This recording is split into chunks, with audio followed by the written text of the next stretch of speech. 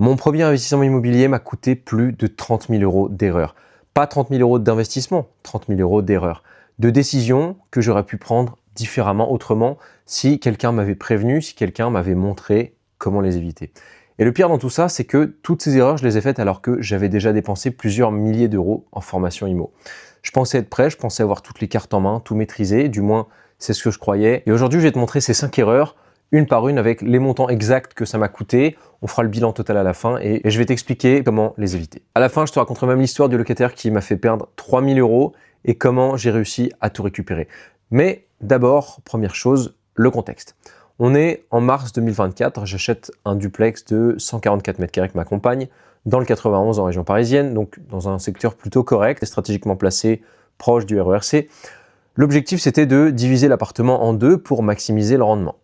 Là-dessus, on avait réussi à obtenir une négociation pas mal pour un premier achat de l'ordre de 20-25 000 euros. Donc le prix d'achat, c'était aux alentours de 200-207 500, avec un budget de travaux estimé à 35 000, 40 000 euros.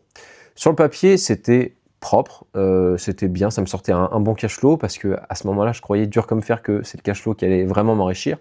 Et dans la réalité, ça a été tout autre chose. Première erreur, celle que font 90% des débutants et qui peut te bloquer pendant des mois, j'ai sous-estimé l'administratif. Et oui, quand tu achètes un bien, en l'occurrence pour le diviser, à quoi tu vas penser en premier? Aux travaux de division, au financement que tu vas faire, au rendement que tu vas obtenir. Et l'administratif dans tout ça, tu te dis c'est secondaire, ça passe au second plan. Sauf que c'est pas un truc qu'on gère après, c'est une grosse erreur de penser ça. Premier problème que j'ai rencontré, le permis de louer. Dans beaucoup de villes, on va te demander un permis de louer parce qu'il y a certaines contraintes, certaines normes à respecter pour pouvoir encadrer les logements qui sont mis en location. C'est un permis d'ailleurs qui est souvent très peu respecté. J'ai vu que dans la ville dans laquelle j'avais loué, très peu de personnes qui mettaient leurs biens en location avaient réellement demandé à la mairie et à l'urbanisme ce document, ce permis de louer. Donc moi, je ne savais pas tout ça à ce moment-là. J'ai découvert ça après l'achat. Résultat, on commence petit, mais c'est déjà ça, 120 euros de frais et surtout de stress et du temps perdu pour pouvoir régulariser et tout mettre aux normes, notamment des rambardes de sécurité que j'ai dû placer dans les escaliers, etc. Pour la division, un éclairage indépendant pour une lampe dans les communs, enfin voilà. Voilà un peu le délire de l'administratif. Deuxième problème, la déclaration préalable. Pour diviser un lot en deux, il faut déposer ce qu'on appelle une DP, une déclaration préalable. Ça prend du temps, faut monter le dossier. Si tu t'y connais pas, faut parfois faire appel à un architecte ou à un géomètre ou à quelqu'un qui maîtrise en tout cas tout ça. Si tu n'as pas envie de faire d'erreur, si tu n'as pas envie de perdre de temps. Donc ça non plus, je l'avais pas anticipé. Troisième problème, le géomètre. Pour créer deux lots séparés, deux lots distincts, juridiquement distincts, fiscalement, dans une copro, il faut un géomètre qui vient justement modifier l'état descriptif de division. Donc ça, c'est encore du temps, c'est encore de l'argent, sans compter que tu devras payer également les frais de notaire pour le modificatif du règlement de copropriété derrière. Donc tout ça pour dire finalement que ces deux lots au lieu d'un, ça ne change absolument rien factuellement, c'est juste sur papier, c'est juste comptablement, juridiquement, fiscalement que ça change. Donc on marche un peu sur la tête, mais c'est pour te montrer à quel point l'administratif, c'est chiant, mais c'est important. Quatrième problème, et c'est celui qui m'a coûté certainement le plus cher, la place de parking. J'ai découvert en cours de projet, et n'ayant pas lu le PLU, c'est-à-dire le plan local d'urbanisme, qui te donne un peu toutes les contraintes et toutes les réglementations, parce que tu peux pas faire ce que tu veux avec ton bien, j'avais pas lu le PLU assez attentivement, c'était assez flou pour moi aussi à ce moment-là de comment lire un PLU correctement, mais la mairie exigeait une place de parking, une place de stationnement supplémentaire par logement créé, par appartement. Donc, mon duplex devient 2 appartements, il me faut une place en plus. Par chance, il y en avait une qui se trouvait juste en face, dans une résidence sécurisée, une place en extérieur. Mais alors j'ai eu vraiment du pif parce qu'il n'y avait pas énormément de place à vendre sur ce secteur et il fallait que ça soit à moins de 300 mètres, donc j'ai vraiment eu de la chance sur ce coup. Le prix de la place de parking, 5 500 euros, plus les frais de notaire, on arrivait aux alentours des 5 500 euros et quelques. Donc au total, avec toutes ces erreurs administratives, j'ai perdu plus de 12 000 euros. C'est 12 000 euros que j'avais pas anticipé, parce que simplement, j'avais pas appelé la mairie avant, j'avais pas appelé l'urbanisme avant, j'avais pas attentivement écouté ce que me disait l'agent immobilier, ce qu'il m'a donné comme réglementation. La place de parking, il m'en avait parlé, mais je l'avais omis, c'était sorti de ma tête. Donc, tout ça aurait pu partir à volo si les étoiles, concrètement, s'étaient pas alignées pour moi et si j'avais pas couru comme un fou dans tous les sens pour obtenir toutes les permissions et avoir tout en règle. Donc, le conseil que j'ai à te donner, c'est avant d'entamer quoi que ce soit, appelle la mairie, appelle le service d'urbanisme, demande le plan local d'urbanisme, tu peux le trouver sur n'importe quel site de n'importe quelle commune, vérifie les obligations, ça va prendre 30 minutes, 1 heure tout au plus, et ça peut t'économiser du temps et des milliers d'euros et du stress pour rien. Maintenant, la deuxième erreur, et elle m'a coûté également plus de 10 000 euros, et le pire dans tout ça, c'est que j'aurais pu l'éviter avec une simple question poser un professionnel ou même en faisant le test moi-même, on verra ça après. Ma deuxième erreur, c'est que j'ai raté l'isolation phonique de mon logement. 10 000 €, c'est ce que m'a coûté exactement cette erreur et je vais te dire comment je me suis planté, pourquoi et qu'est-ce que j'aurais dû mettre en place pour pouvoir éviter ça. Mon duplex, c'était un appartement donc sur 2 niveaux et en divisant, forcément, j'ai créé un appartement en bas, un appartement en haut. Le problème évident, le bruit. Si le voisin du dessus fait du bruit, court, fait tomber quelque chose, parle fort, regarde la télévision, etc., eh bien en dessous, on entend tout. Alors dans certains logements, c'est bien isolé. Il y a des dalles béton qui permettent d'avoir une isolation phonique de qualité supérieure. Mais le problème dans cet appartement initial, c'est que tout d'abord, c'était un plancher bois, donc par nature, un moins bon isolant phonique. Mais en plus de ça, il y avait un vide sanitaire entre le plancher du haut et le plafond du bas qui faisait comme une espèce de caisse de résonance et ça a dupliqué le bruit. Et forcément, quand le gamin du dessus courait à 22 h, je vous laisse imaginer ce que ça donnait pour le locataire du dessous. D'ailleurs, ce fameux locataire, tu te souviens, celui dont je te parlais au début de la vidéo, qui a failli me coûter 3 000 €, reste bien jusqu'à la fin parce que tu verras ces pépites. Bref, solution, isoler, jusque-là c'est logique, sauf que j'ai dû isoler par le plafond de l'appartement du bas, qui faisait 90 mètres carrés. Donc 90 mètres carrés isolés, ça m'a coûté 10 000 € de travaux. Le résultat en plus dans tout ça, c'est que l'isolation n'a pas été un grand succès parce que, encore une fois, j'ai fait confiance à des artisans parce que j'avais besoin d'une solution rapide pour pouvoir faire le pont entre le départ de mon locataire, on verra ça à la fin, et l'arrivée des nouveaux, éviter de perdre du temps, éviter de perdre de l'argent. Donc j'ai voulu optimiser trop vite. Résultat, ils m'ont pas proposé une solution optimale alors que j'en avais discuté avec eux. Et donc c'est comme ça que j'ai commis cette énorme erreur.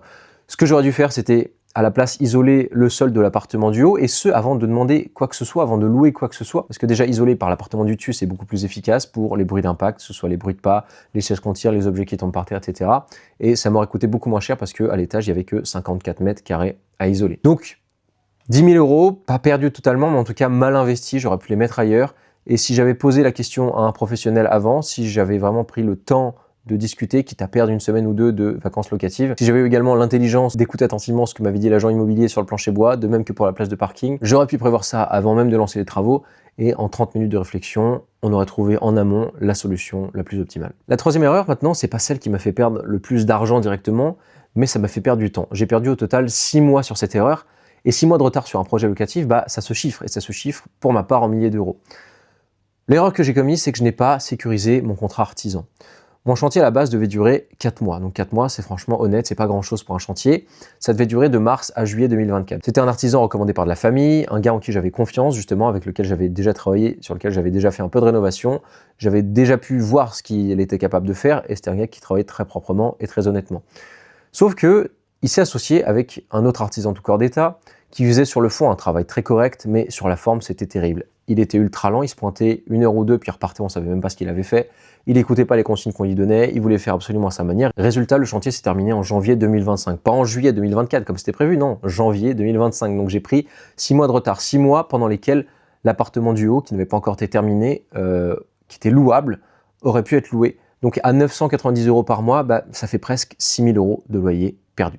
Et tu sais quoi, j'avais aucun levier, j'avais aucune clause de pénalité dans le contrat, dans le devis que j'avais signé avec l'artisan, rien qui le forçait à respecter les délais et à terminer les travaux dans les temps. Donc, résultat, il a pris son temps, moi j'ai perdu 6 000 €. Et le conseil que j'aurais à te donner pour ça, c'est pose les choses au clair, à l'oral et aussi à l'écrit avec ton artisan. Mais même va jusqu'à mettre une clause de pénalité de retard. Par exemple, tu mets 50 € par jour de retard au-delà de la date qui avait été convenue en amont entre vous. Ça change tout. Et l'artisan sait que le fait de faire traîner le chantier, ça va lui coûter davantage d'argent. Et si jamais tu vois qu'il est tatillon, voire même qu'il refuse, c'est peut-être parce qu'il n'est pas si certain de pouvoir tenir ses délais pour ton chantier. L'erreur numéro 4, c'est la plus classique, c'est celle que tout le monde fait, et pourtant il y a une règle simple pour l'éviter. La quatrième erreur, c'est que j'ai tout simplement sous-estimé mon budget de travaux et tous les coûts annexes finalement. Le budget, comme j'avais dit au début, c'était 35 à 40 000 € qui se sont transformés en 65 à 70 000 €. Donc presque une fois et demie, voire le double. Alors oui, il y avait la place de parking entre autres, que j'avais pas prévu, il y avait l'isolation à 10 000 €, mais même sans ça, j'étais déjà au-dessus. Pourquoi? Parce que je n'avais tout simplement pas prévu de marge d'erreur à mes travaux. Et en travaux, il faut que tu saches une chose, que tu t'ancres bien ça dans le crâne, tout coûte plus cher que prévu. C'est extrêmement rare que tu aies moins à dépenser que ce que tu as prévu, sauf bien sûr si tu as pris la peine, si tu as pris le temps de mettre cette marge de sécurité. Donc, entre le consuel qui a dû repasser 3-4 fois pour vérifier les normes électriques parce que l'artisan a mal bossé, ça va coûter 700 € au lieu de 120 €. Les finitions qu'on ne m'avait pas chiffrées, quasiment 1000 €. Les imprévus qu'on découvre en cassant un mur, les évacuations qui ne sont pas aux normes, la fameuse isolation phonique, etc. La règle que j'applique maintenant, mon budget travaux, je lui ajoute à grand minima 10%. Systématiquement, tu chiffres 40 000 euros, tu prends 45 000 euros de travaux. Tu chiffres 100 000 euros, tu prends 110, 120 000 euros. Si tu n'as pas besoin de la marge à la fin, tant mieux, c'est de l'argent pour toi, tu peux le garder pour un prochain projet. Mais si tu en as besoin, et crois-moi, tu en auras besoin, t'es pas dans la merde au moment où il faut rajouter de l'argent sur la table pour que ton projet rentre dans les clous. Donc toujours penser à prendre cette marge de 10-20% sur ton budget travaux. C'est pas du pessimisme, au contraire, c'est du réalisme et ça te fera économiser gros. Enfin, l'erreur numéro 5, et c'est sans doute la plus importante, c'est pas une erreur technique, c'est pas une erreur financière, c'est une erreur de stratégie, une erreur de vision. Et c'est celle qui m'a fait prendre une décision radicale sur ce bien. Mon erreur, c'est que j'ai choisi le cash flow au lieu du patrimoine. Tu te souviens ce que je te disais au début? Je t'ai dit que ces erreurs m'avaient coûté plus de 30 000 euros au total, sauf que cette erreur-là, elle ne se chiffre pas en milliers d'euros perdus, elle se chiffre en dizaines de milliers d'euros non gagnés. C'est ce qu'on appelle le coût d'opportunité. Mon bien aujourd'hui, il génère entre 650 et 700 euros de cash flow net de charges, net d'impôts par mois. Donc ouais, c'est bien, c'est confortable. Mais le problème, c'est que j'ai au total 70 000 euros qui sont immobilisés dans ce projet. 70 000 euros que je voudrais utiliser ailleurs, mais que je ne peux pas. J'ai investi dans une ville stratégiquement correcte, mais en contrepartie, pas forcément avec les meilleurs locataires, et on y vient juste après, t'en fais pas. C'est une petite ville de 20 000 habitants, le bien ne se valorise finalement pas autant que je l'espérais, et dans 10 ans, il vaudra peut-être pas ce que j'avais réellement estimé. Pendant ce temps, si j'avais mis ces 70 000 euros sur un bien ailleurs, dans un projet plus rentable, même avec un cash flow négatif, et oui, parce qu'un bien peut être rentable avec un cash flow négatif, le bien aurait peut-être pris 30, 40, 50% de valorisation, et je me serais enrichi davantage. C'est pour ça qu'on a pris une décision, ce bien, on est en train de le revendre avec ma femme. Pas parce qu'il est mauvais en soi, pas parce qu'il nous fait perdre de l'argent directement, mais parce que cet argent, ailleurs, travaillerait mieux pour nous. Donc n'oublie jamais ça, le cash flow, c'est du confort. Or, nous, ce qu'on veut, c'est une vision moyen-long terme, en utilisant les leviers qui t'enrichissent réellement, à savoir le capital remboursé par tes locataires et la plus-value à la revente. Donc en finalité, pense davantage patrimoine plutôt que cash flow. Maintenant, comme promis, l'histoire bonus, celle du locataire qui a failli me coûter 3 000 euros. Mon appartement du bas, celui de 90 mètres carrés, je trouve un locataire, sur le papier, profil correct, un artisan, je me dis chouette, si jamais il y a le moins de problèmes, il va peut-être pouvoir réparer les choses par lui-même, on va pouvoir trouver un arrangement, etc. Il avait des revenus plutôt corrects, ses parents se portaient garant, sur le papier tout était bien. Lui est arrivé au mois de janvier 2025, sauf que en juin 2024, 0 euros de loyer sur mon compte. Je les contacte, il me dit oui j'ai un souci, ça arrive, je vous fais le versement le mois prochain en plus de juillet. Juillet 2025, toujours rien. Et là il me dit qu'il a perdu son travail. Sans compter les 4 mois de loyer qu'il avait payé un peu à son bon vouloir, total des impayés, environ 3 000 euros. Et c'est là qu'arrive la pépite, qu'est-ce que je découvre pas après? Il commence à me parler de ses projets, il me dit que si c'est bon, en août il va pouvoir payer, il a trouvé un nouveau travail qui lui rapporte 5 000 euros par mois. Alors moi je suis quand même un peu dubitatif, j'essaie de creuser, de lui demander voilà, de m'envoyer son contrat de travail par exemple, une preuve de ce qu'il avance en tout cas. Et évidemment, il en est incapable, et qu'est-ce que je ne découvre pas quelques temps après? Que ce même locataire se trouve sur le même groupe d'investissement immobilier que moi.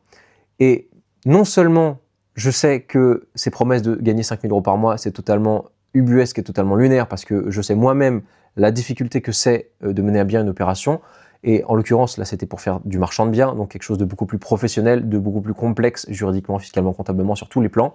Donc je savais très bien que sa promesse c'était des conneries, et d'autre part je savais quel argent il avait mis sur la table, quel investissement il avait fait pour pouvoir entrer dans ce groupe, et c'était pas moins de 12 000 euros. Donc non seulement le mec se foutait de ma gueule en disant qu'il allait pouvoir payer le mois prochain en gagnant 5 000 euros par mois, ce qui était totalement faux, mais en plus de ça, il avait payé 12 000 euros pour entrer dans cette formation, alors qu'en parallèle, le gars n'était pas foutu de payer le loyer. Bref, comment j'ai récupéré l'argent finalement? J'ai fait appel à un mandataire judiciaire qui a su plutôt bien gérer les choses, mais finalement, j'ai même pas eu besoin de payer ce mandataire parce que, en parallèle, j'ai réussi à contacter directement ses parents, je mis pression sur le locataire pour qu'il parte le plus vite possible, c'est ce qu'il a fait, et c'est finalement sa mère qui m'a remboursé 1 000 euros en 2 fois, et puis j'ai gardé le dépôt de garantie, très important, de 2 000 euros, donc ça a couvert au total les 3 000 euros d'impayés qu'il me devait. Finalement, j'ai limité la casse, mais en tout cas, j'ai retenu la leçon. Le profil parfait sur papier, ça n'existe pas, ça ne veut rien dire. Il faut toujours que tu vérifies tout. Et surtout, un truc qui m'a fait tiquer et dont je me suis rendu compte après coup, c'est qu'il se justifiait énormément lors de la visite et lors de la première rencontre, alors que je ne lui demandais absolument rien. Donc, méfie-toi de ce genre de profil qui croit tout savoir et qui veut absolument tout justifier alors que tu ne lui demandes absolument rien. Appelle l'employeur, appelle même éventuellement l'ancien bailleur que tu trouveras sur ses quittances de loyer qu'il est censé te fournir si tu as bien fait les choses. Et surtout, si tu n'es pas sûr de ton coût, si tu veux vraiment te sécuriser, prends une GLI, une garantie loyer impayé. Ça te coûte 2,5% du loyer et ça peut t'économiser des milliers d'euros et du temps passé à courir après pour le récupérer. Voilà, donc si tu veux éviter de perdre 30 000 euros sur ton premier investissement, si tu veux être accompagné par quelqu'un qui est passé par là, qui connaît les pièges, qui sait comment faire pour éviter toutes ces erreurs. Le lien pour réserver un appel est en description et si jamais tu n'es pas encore prêt, tu peux aussi rejoindre le canal WhatsApp sur lequel je partage du contenu concret, des analyses, des tips, des astuces pour éviter toutes ces erreurs coûteuses comme celles que je viens de te présenter. Le lien est également en description. Sur ce, je te souhaite de passer une très bonne journée. On se dit à la prochaine.